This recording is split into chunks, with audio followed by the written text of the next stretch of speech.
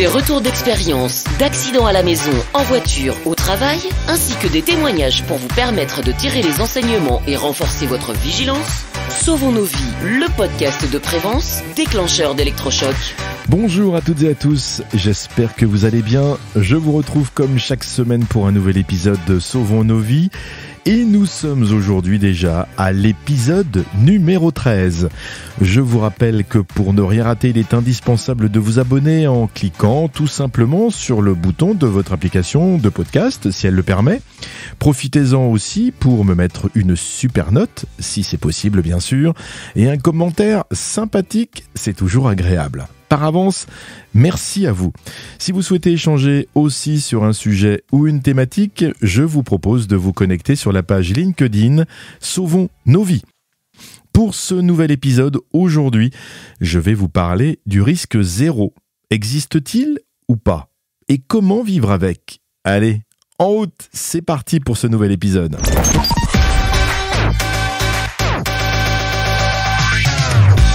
Sauvons nos vies, le podcast Santé Sécurité.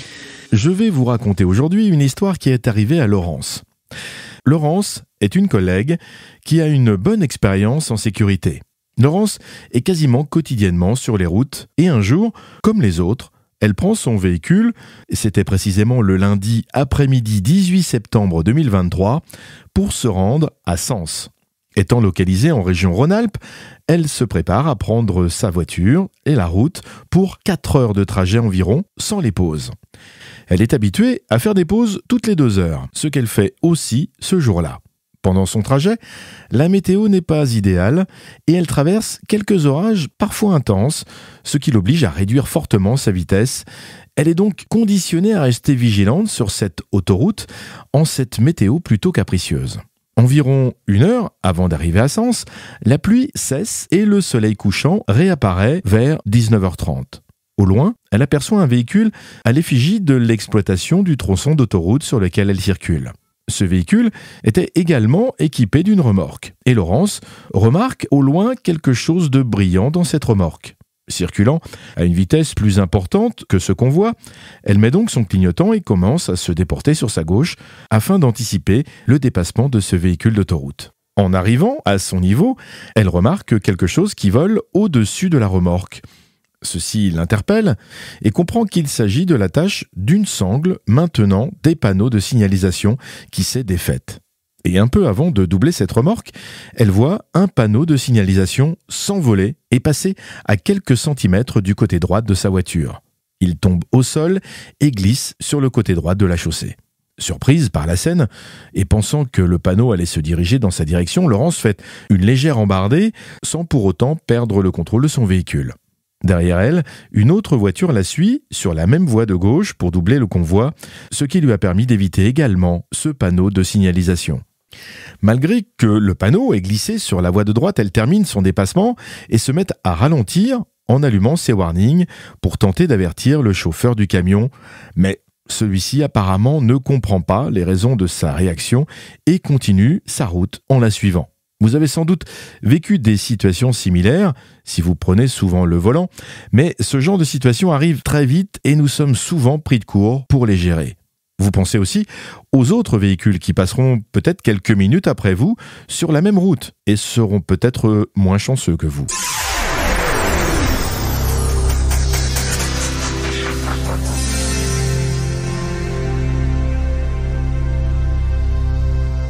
Si vous êtes témoin d'une situation similaire, il est nécessaire de prévenir les sociétés d'autoroute qu'il y a un objet sur les voies ou proche des voies, susceptible d'être percuté par un véhicule. Les moyens d'alerte sont hélas divers et variés.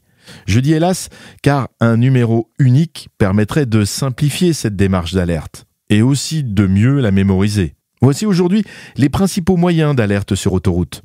Vous avez les bornes orange que vous connaissez bien, mais elles demandent aussi de s'arrêter sur le bas-côté avec le risque aussi de vous faire percuter par un autre véhicule.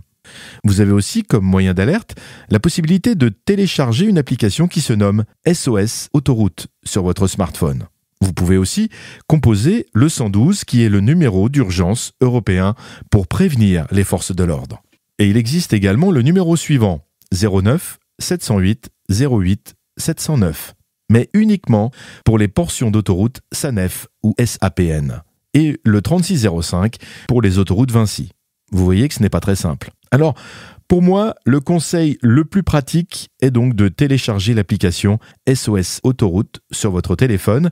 Elle vous permettra de prendre contact rapidement et votre géolocalisation permettra aussi à la compagnie de localiser votre véhicule, le lieu de l'événement et d'intervenir plus rapidement.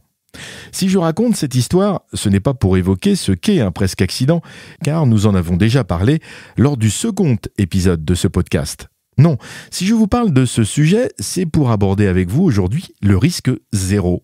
Si on regarde la définition du risque zéro, on nous explique que, je cite, « c'est une situation idéale où tout risque est éliminé ». Dans cette histoire, Laurence a pourtant fait le maximum pour rendre son trajet idéal, en faisant des pauses, en respectant les limitations de vitesse, en ralentissant lorsqu'il pleuvait, mais dans son cas, elle ne pouvait pas tout maîtriser, comme ici, un panneau qui s'envole. Ceci est pour dire que le risque zéro n'existe pas. Il faut l'accepter, même s'il faut quand même tenter de le diminuer au maximum. Lors de mes interventions en entreprise, on me dit souvent ça. « Hugues, le risque zéro n'existe pas. Les accidents sont la fatalité. » Eh bien, même si le risque zéro n'existe pas, ce n'est pas non plus une raison pour faire un peu n'importe quoi. Et la solution n'est pas aussi de ne rien faire. Ne rien faire évitera de prendre des risques, mais quel ennui aussi de ne rien faire, non ? Le message que je fais passer aux personnes que je rencontre lorsque nous parlons de ce sujet, c'est « profitez de la vie et vivez vos passions ». Vous aimez une activité dangereuse ou à risque, quelle qu'elle soit ? Eh bien, pratiquez-la, vivez-la, mais pas dans n'importe quelle condition et n'importe quand. Je m'explique, car je suis bien placé pour en parler. Je travaille dans la sécurité et la santé depuis quelques années. Je suis donc bien sensibilisé à cette thématique. Et pourtant, je suis motard. On m'a parfois fait la réflexion « Tu fais de la sécurité et t'es motard. Bah t'es fou. Pourquoi, si j'aime ça ?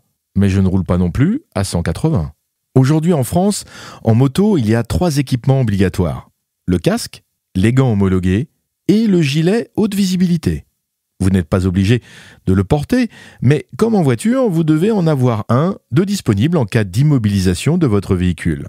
Donc, si je suis les règles de la sécurité routière, je pourrais faire de la moto en t-shirt, en short, peut-être même pieds nus. Une aberration, vous me direz. Je suis d'accord. Eh bien, personnellement, j'en fais de la moto, mais avec une tenue permettant de me protéger au maximum. J'ai même un airbag. Il y a de nombreux autres hobbies ou activités dangereuses comme le cheval, l'escalade, le ski, la plongée, le bricolage ou pire encore les travaux forestiers. Faire du bois, quoi. À chaque fois que je croise une personne en formation qui fait du bois pour lui ou pour des amis, je lui demande s'il s'est au minimum fait peur. Tous me répondent oui. Donc, vous l'aurez compris, le risque zéro n'existe pas. Mais notre comportement et notre façon de vivre nos passions, nos occupations, sont capitales pour nous protéger au maximum, pour ne pas cumuler à la fois les événements que je ne peux pas maîtriser, mais aussi les situations risquées dans lesquelles je peux me retrouver par négligence ou méconnaissance. La conclusion serait donc « Sauvons nos vies, mais vivons-les aussi ». Voilà.